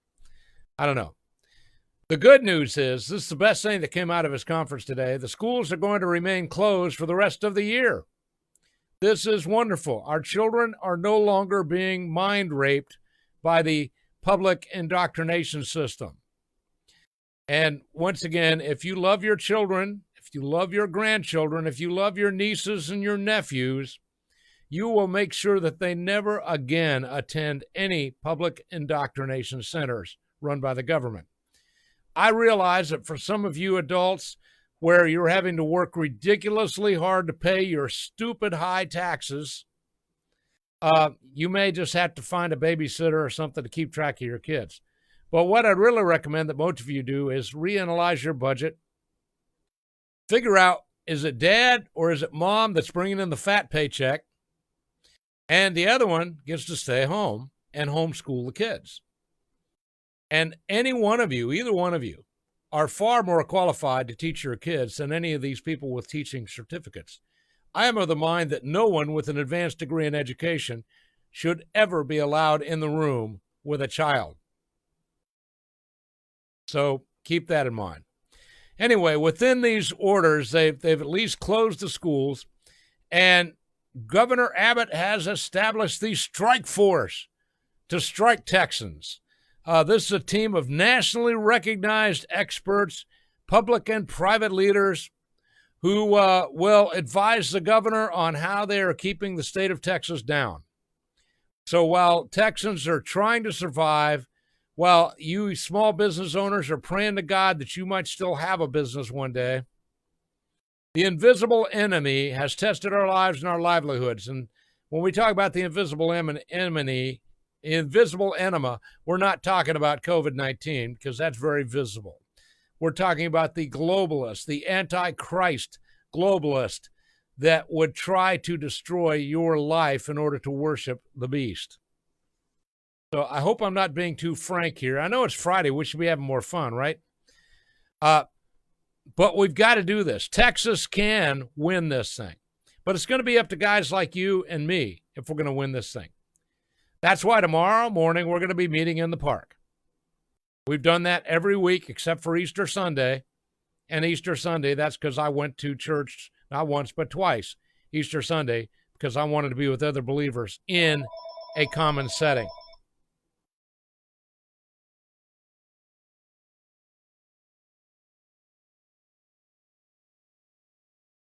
I'm going to let my call screener get that, because I don't know if anybody else that was calling in on the show today. But we're going to do this. We are going to open up, and I've already heard from several other businesses that are going to open up anyway. But let me tell you Let me tell you about the jerk-offs that our governor is listening to here. John Zerwis. Now, I know John Zerwis is allegedly a medical doctor, but I also know he's a Democommie masquerading as a Republican. Mark McClellan. He's another doctor. Parker Hudson, another doctor. I don't know those two guys. But it said these health experts are going to try to find a way to make sure that Texans can't survive. And the strike force is going to immediately provide input on potential additional openings of activities and services in Texas. This is about causing you to lean on the government and count on them. Tillman Fertitta, he's one of the head Democrats in charge. He owns the Rockets. He owns Landry's and a bunch of other restaurants. Extremely wealthy. And Tillman Fertitta, a Democrat, is going to be giving advice to the other Democrats involved here. Who else do we have here? Tom Luce, Mattress Mac McInville. Now, Mattress Mac used to be a Republican. I don't think he is anymore because I know that he supported our Peter Puffin butt pal, fudge packing mayor. And then we got Mr. Ballas Miller, who owns Bill Miller Barbecue Restaurants. I know he's a big Trump supporter, so I guess he's glad of that. Ross Perot Jr., that might be a bright light, but I don't really know him. Kirk Watson. Anyway, these are going to be advising the governor. Now, the governor doesn't normally take advice from anybody. In fact, normally he ignores the voters in Texas. That's why he's not come out and tried to stop little Georgie P.P. Bush from destroying the Alamo. But getting back to the executive orders here, retail to go model will allow retail outlets to reopen starting Friday, April 24th. And under this model, reopened establishments are required to deliver items to customers' cars and homes or other locations in order to minimize contacts. So this means that if you're a prostitute and you're working the streets of Houston, as long as you're bringing it directly to the car, it's acceptable. If they have to come in to your building, that's not acceptable. Okay, you got to take it out to the car. So that's the retail to go model. Once again, absolute callous disregard for the musicians of Texas, of which there are millions. Well, at least 1 million. There's at least 1 million musicians in Texas that would like to work but can't. I know that one of my friends, he's been sitting at home. He would have been making $5,000 if he'd have been able to do his show. And he was just one of the 40 people that would have been working on this show, all of them making at least $5,000 for doing the show. But he's not making it because the governor has shut him down. I'm looking for any bright spot in this. I mean, there's a lot of words here. Any surgery or procedure performed in a licensed healthcare facility that is certified in writing to the Texas Health and Human Services Commission that it will reserve at least 25% of its hospital capacity for non-existent COVID-19 patients, and that it will not request any personal protective equipment from any public source. In other words, you got to have your own stuff. Then you can open up and do some business. Our worthless governor has also directed state parks to reopen on Monday, April 20th, with strict guidelines to reduce the transmission of this virtually non-existent virus. Once again, want to remind you that here in Texas, practically nobody's got this thing. It's 0.0001% of Texans have been diagnosed or misdiagnosed with this. Let me see, that'd be 1/10,000th of a percent. 1/10,000th of a percent of Texans have been diagnosed or misdiagnosed. For this, we're going to shut down everything. And Frank said, yes, the annual flu. Yeah, well, I'd be willing to bet. I guess there's a bright side of this. I'll bet we got practically no flu cases left now either. Should have pretty much killed everything. But the governor said, I'm going to require you to wear face coverings, stay 6 feet apart, or we'll have to arrest you, and if you resist, we'll have to kill you. Because the only way we can save you is to kill you. Ladies and gentlemen, it is time for us to get fed up and become civilly obedient. Let me tell you what civil disobedience is. Civil disobedience, that's when people with badges and guns come out and arrest honest citizens who are just going about their daily life. At the same time, while we got county judges releasing felons into the population to protect them from the virus. That is civil disobedience. That is not obeying the law. That is the Praetorian Guard, Region 7 DPS. That is them saying, well, you can't bring that stick in here, because if you bring that stick in here, we'll have to kill you. Yeah, oh, your 45 is okay. Your AR-19 is okay. Yeah, my friend had his flag attached to his rifle. Guys, we're dealing with mass stupidity here. And I want to know where the patriots are. So we'll be meeting in the park.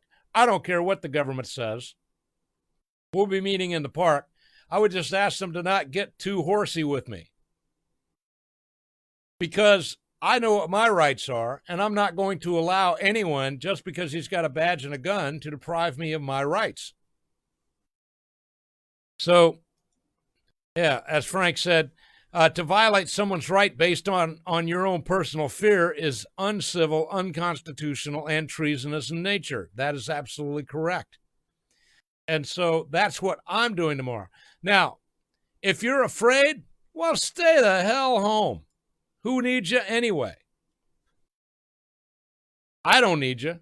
I'm not interested in even being around you if you're afraid.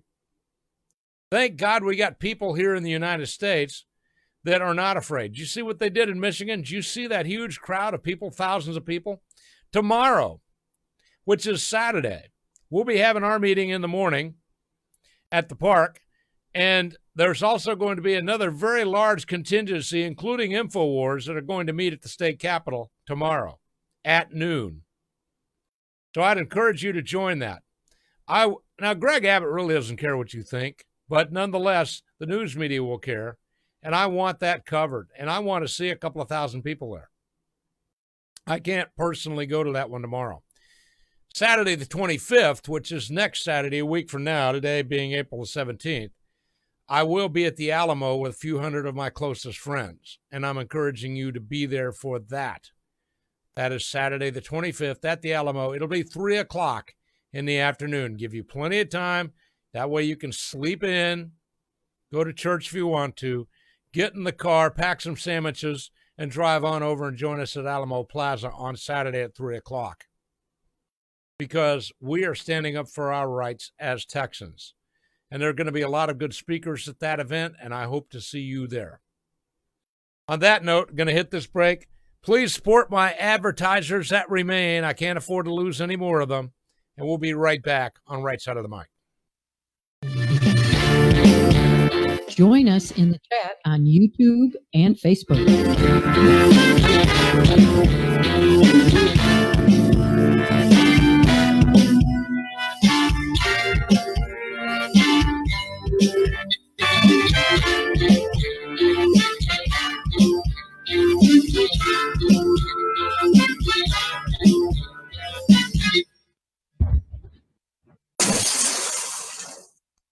I'm Joe Dana. As your candidate for Harris County Sheriff, I bring 25 years experience in law enforcement. As a conservative, I am committed to lead and manage the office with integrity, transparency, and accountability. I will preserve and protect the Constitution and the laws of Texas.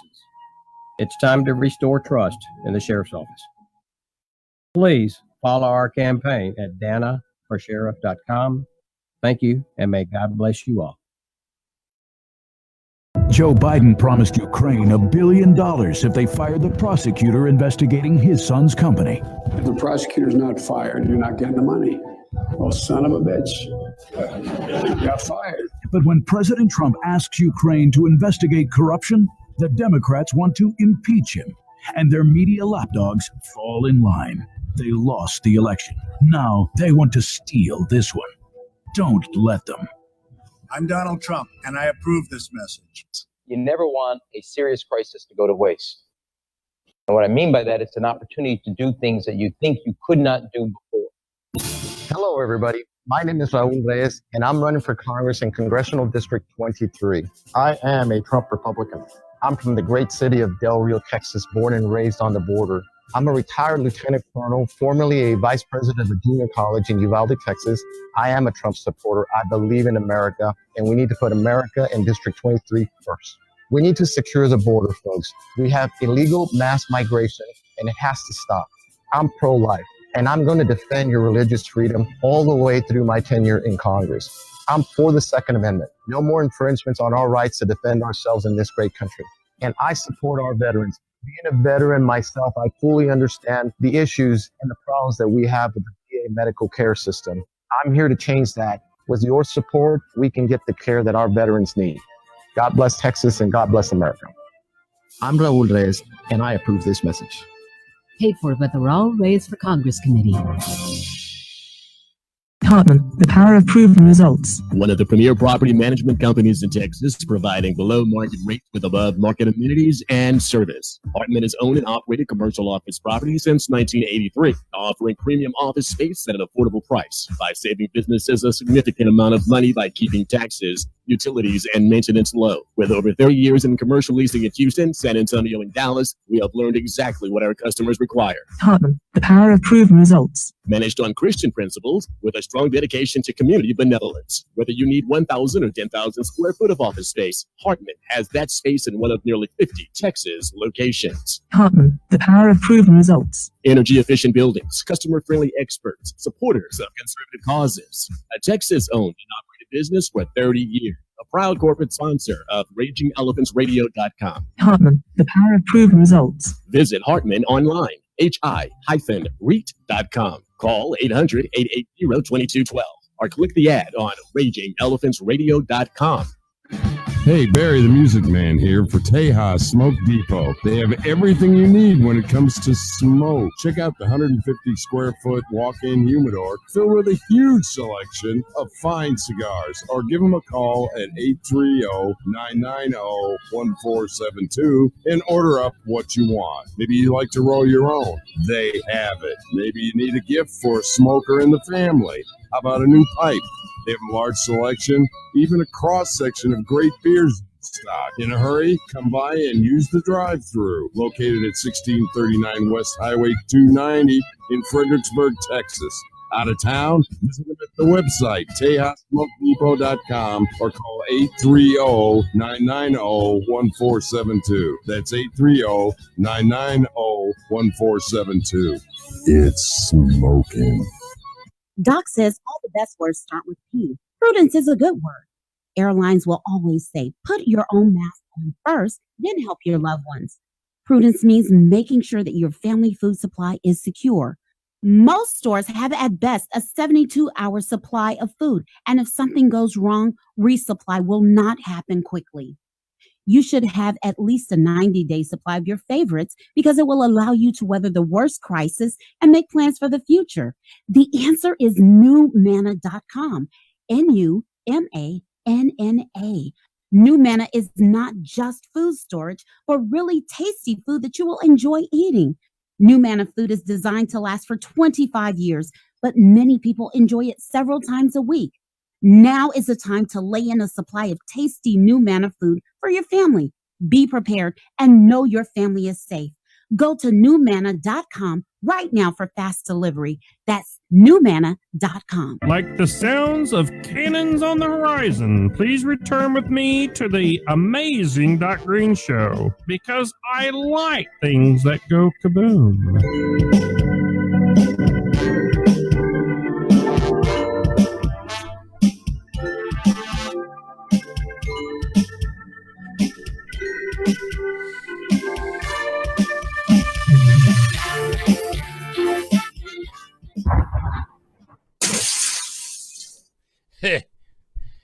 Yeah. Getting back some of this other stuff, our Peter Puffing Fudge Packing Butt Pal Mayor, Sylvester Thundercat Turner, said he's not ready to release specifics on how the city will reopen during this pandemic, which almost nobody has. But he's thinking about it. I mean, look, this guy is slow. I mean, slow with a capital S. Going all the way back to his days when he hatched that life insurance scam when his homosexual lover faked his death out there in the Gulf of Mexico. And he thought he could get away with it. He hasn't gotten any smarter since then. He said he's not ready to release specifics on how we're going to reopen because he has no clue. He doesn't know anything about business. He's never had a real job in his entire life. But he's working with city, county, and health leaders, most of whom have also never had real jobs in their life, to come up with a plan when that time comes. This guy is so stupid, he doesn't even know when the time's going to come. But instead, he's urging people to continue to social distance, cover your face, and of course, it's so important that we all get tested so that we can establish that global DNA bank. And then he went on to say in this article, this is from KHOU 11, and Judge Lina Hidalgo wholeheartedly agrees. That's because she doesn't know how to do anything but agree. This woman's 28 years old, never had a real job in her life, unless you count that time she spent in Southeast Asia as a Communist Party organizer. Other than that, she's never had a real job in her life, and now she's the county judge of the fourth largest county in the United States. Of course she's a Democrat. I'm surprised you asked. Hidalgo said she's also reading some books and trying to get an understanding of how to run the county, and how, after she understands that, then maybe we can reopen the economy. But that's not going to happen until we hit our peak and until everyone is tested. Now, the governor has said that he's going to go into neighborhoods and make you be tested. At that point, I would strongly urge you to have your firearm and be prepared to kill to prevent being tested, because they can't take your rights away from you. They can't. And if you let them, they will. That's who they are. That's what these tyrants are. And if we don't stand up against them, it's just going to get worse. I don't know what has happened to us here in Texas. I don't know how. I don't know how in the world this happened. And I can't believe they still got Dennis Bonin, that lying bastard. He's still on the platform behind the governor, but I guess two peas in a pod, right? So, but Abbott says he's going to test entire communities. Doesn't matter if you got symptoms or not. He's going to go in and test the entire community. So I'm just asking all of you that if they decide to try to enforce that on you, that you violently fight back. I am all about law and order. When the government becomes the lawbreaker, that breeds contempt for the law. Every man becomes a law unto himself, and this breeds anarchy. Ladies and gentlemen, I am rapidly becoming part of the anarchy camp because I just can't stand it anymore. I can't stomach it. It is just wrong. What they're doing to you is just wrong. Now, Dr. Robert Miller wrote an article here, and he's quoting Luc Montagnier, who is a 2008 Nobel Prize winner for medicine. And Luc Montagnier says this virus has to be man-made. He said it's a SARS-CoV-2 manipulated virus. He said it was accidentally released from the laboratory in Wuhan, China. It's possible. It could have been accidental. I don't happen to believe it was accidental. I believe they tested it there in Wuhan on their own people because they created this virus to help Joe Biden get elected. It's the only reason. I mean, after all, they'd already tried impeachment. They tried to tell you that Donald Trump was a Russian agent. None of that worked. This is what they got left. Chinese researchers are said to have used coronaviruses in their work to develop the AIDS vaccine. HIV DNA fragments are believed to have been found in the SARS, that's the SARS-CoV-2 genome. So we knew the Chinese version of how the coronavirus emerged is wrong. It just doesn't make any sense. So according to Professor Luc Montagnier, it has to be man-made. His laboratory is famous for its work on coronaviruses, and there are several different kinds. And he tried to use these viruses as a vector for HIV in the search for an AIDS vaccine. Once again, I've got to remind you that HIV and AIDS are completely 100% preventable diseases. All you have to do is stop your illicit homosexual activity, get your mind right, and we could completely get rid of this. We should do it the way we got rid of tuberculosis. If you are diagnosed with HIV, we send you to the island.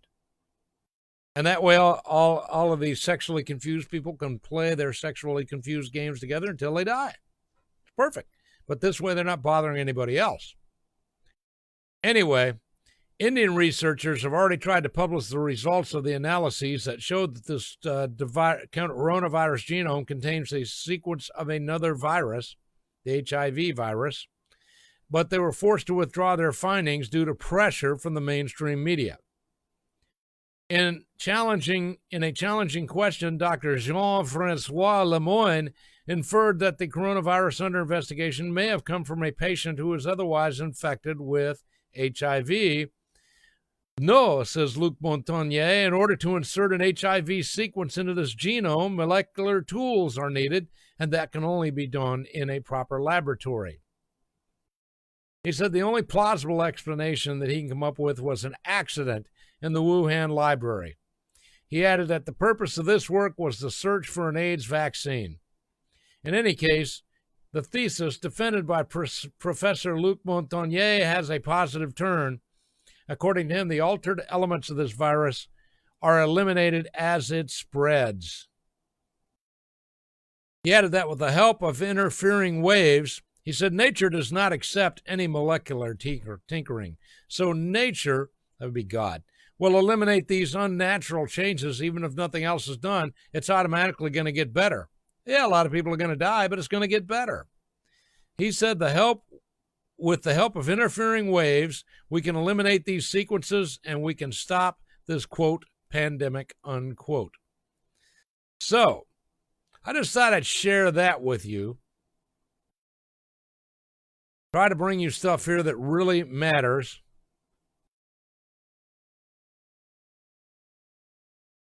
They're saying the peak hasn't been reached yet, but once again, I told you early on that we're going to have about 20,000 deaths from this virus. Well, it's going to be more than that, guys.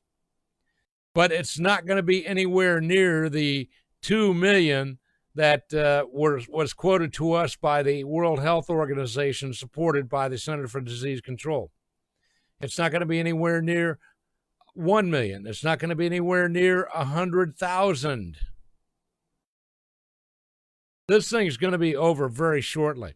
Yesterday, we were all outside up in Austin. I got a little sun. You can probably tell my head is just a little red, even though I was wearing a hat. Got a little sun. You know, sunlight kills the COVID-19 virus. Sunlight kills it in minutes. Temperatures over 80 degrees kill it in minutes. So I'm just telling you, it is going away, and it's going to go away soon. I understand some friends of mine up in the Fort Worth area, I'll just leave it at that, they're going out to a restaurant to eat tonight because this restaurateur has said, I'm opening up. My people are dying. I'm dying. We need the money. My employees need the money. We're opening up. We're serving dinner tonight. And so a lot of people are going out to that restaurant. There's another restaurateur. A plea from a local restaurant owner is asking customers to stop using these food delivery apps and instead order directly from the restaurant. Ashish Alfred owns several restaurants, and he said over the weekend he posted a message on his Instagram page asking people to delete every food delivery app you have because they get a 20 to 30% commission on the food you're buying. Makes it really expensive. So we support efforts to help the hospitality industry, which is why we focus the majority of our efforts on driving demand to independent local restaurants, which we know is the key concern of our partners. So, but that's what one restaurateur is saying. I went to my favorite Chinese restaurant today, and they had a sign on the door. and it said we will be closed for 30 days until this is over. So they're citing reopening perhaps sometime by the first of the month. They've been closed for the last 2 weeks. And it's really good Chinese food, so I'm very disappointed.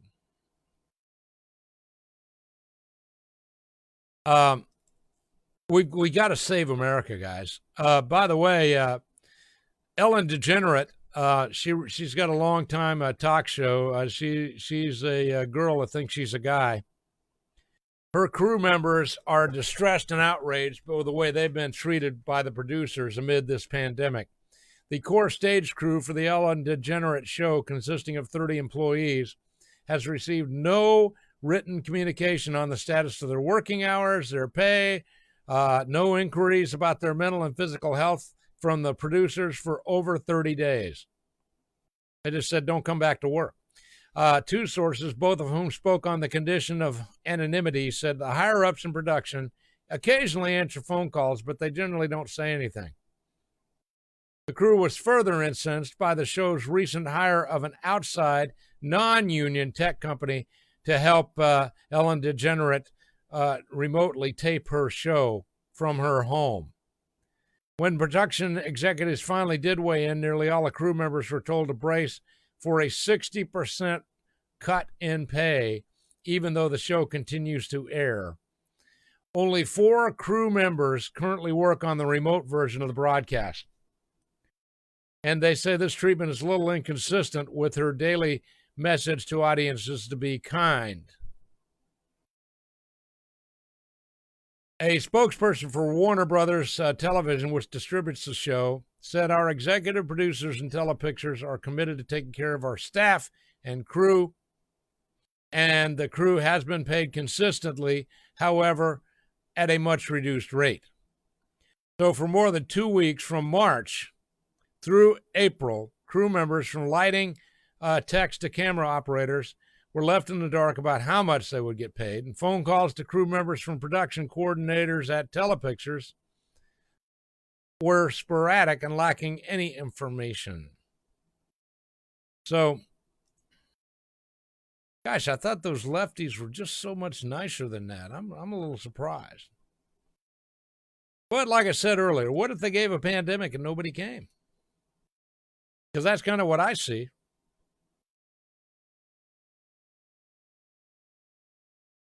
It's time for us to open up. It's time for us to get strong. It's time for us to quit pretending and do what we know to do best here in Texas and across the United States.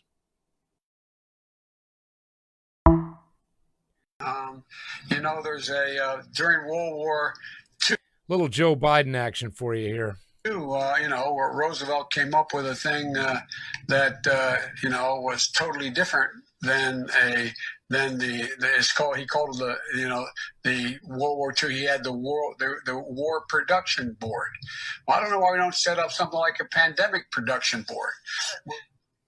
It's just, but you gotta. I mean, we gotta reassure. Look, my message to everybody I talk be doing now. I would really empower a supply commander. I've been talking about this for a while. A general or an admiral who has authority to, in fact, decide what the entire supply chain is. One of the people directing that and creating that Defense Production Act to get these things. There's He's sitting there. He's got his wife next to him, and she all of a sudden gives him a concerned look like, Joe, what the hell are you doing? It's crazy. Yeah. Well, Frank said, what, you have no other Alzheimer's victims to interview? Ladies and gentlemen, this guy's running to be president of the United States.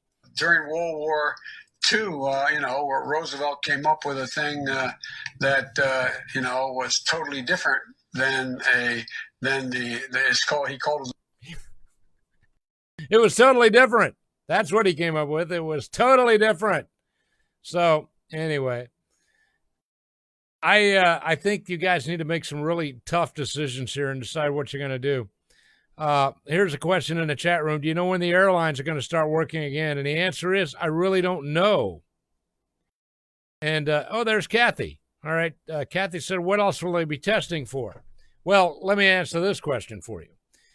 This testing that we're talking about has nothing to do with this pandemic. It has everything to do with them building a DNA bank. Being able to tie everyone's DNA to their cell phone number and to their home address. That is the goal. They want to know who you are, where you are, and what your cell phone number is so they can find you at any given moment. So, anyway, what else am I missing here in the chat room? I haven't been paying attention. And, hey, Kathy from the Woodlands, by the way, we're going to have Kathy on here, I think, next week. She wrote a book. We're going to have her on here. We had some people from the Woodlands up at the event yesterday at the Capitol.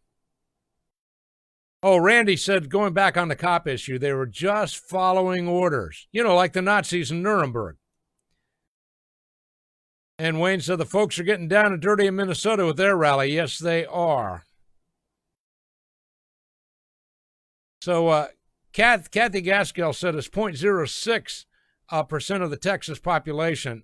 No, Kathy, it's not, or Cindy, it's not that high. I'm using the numbers from the CDC control and CDC website, and I'm basing it on the fact that we have here in Texas, we've got 30 million legal residents here in Texas. I'm not counting the 12 million illegal residents. I'm counting 30 million legal residents, and that's how I'm coming up with this number, based on the numbers from CDC. And I'm sorry your friend's mother died of COVID last night in Houston. My other question is, did she have other health issues? And Cindy said no underlying health issues other than the fact that she was in her 70s. Well, that would be an underlying health issue. So she died, and COVID may have helped her die, but we can't really say that she died of COVID. But I don't know when the airlines are going to open up again. I can just tell you, ladies and gentlemen, it's time for Texas to open up again. So if you own a restaurant, if you own a nightclub, if you own any kind of a retail business, open your business. And if they come and they try to shut you down, be prepared to defend your business with your life. Because I assert to you that I would rather live as a free man, or I'd rather live as a free man. That's it. And if you're going to make me a slave, I'm going to fight. I'm not going to live as a slave. If every Texan took this point of view, we wouldn't be here where we are right now. Our economy being destroyed. Texas going from the 8th largest economy in the world to what? I don't know. But I'm sick and tired of it. So next Saturday, I'm going to be at the Alamo. If you are a real Christian, Frank says, then practice faith, not fear. Fear is the enemy of faith. Fear is the opposite of faith. You can have what you believe. And if you're afraid, well, you can have what you're afraid of. Yeah, fear is the mind killer. That's actually a line from Dune, but it's a very good line. And the book was great. Do not watch the movie. I'm telling you, do not watch the movie Dune. It was horrible. It was, if I had to pick the single worst movie I've ever seen, it was probably Dune. So there you have it. All right, ladies and gentlemen. I never saw the miniseries. I can just tell you the movie was absolutely it was horrible. I don't have the words to describe how bad the movie was. And I loved the book. All of the books. There were 3 of them, and I read them all. Well, on that note, guys, I'm going to get out of here. Thank you for being part of the show, God willing. I'll see you on Monday. And meanwhile, those of you that are going to join me in the park tomorrow, we will have a good time. See you then. On YouTube and Facebook.